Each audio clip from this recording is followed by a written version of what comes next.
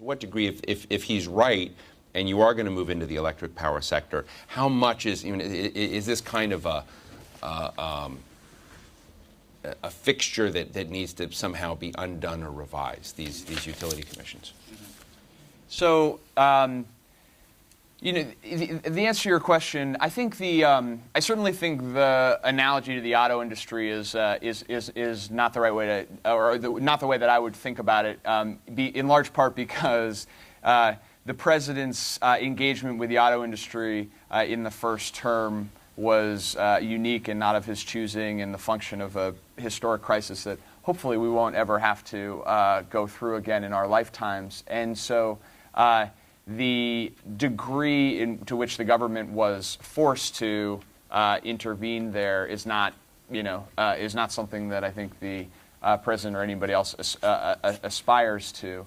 I think the question about how is the administration going to engage with the electric power sector is an important one, and I would say I would characterize it less as sort of a shift, or now we're going to focus it, and more just look at the record that the administration has had to date. It's not as if we have been ignoring or failing to engage in trying to work with the electric power sector for the first term. And I think the question is, how can we build on that going forward? On the question of using EPA authority, RPE, that kind of thing, look, I'm not going to speculate about what may happen in the future. I think that what the administration has tried to do to date is to use maybe a somewhat tired phrase, but in this particular area, to take an all of the above approach, to try to look at all the tools that we have and figure out what's the right combination to help make some progress.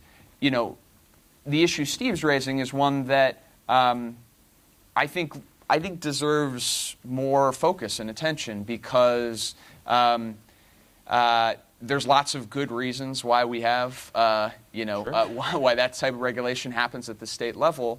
But on something like efficiency, it's very difficult to have a national push when when utilities in different states are incentivized to do efficiency very differently.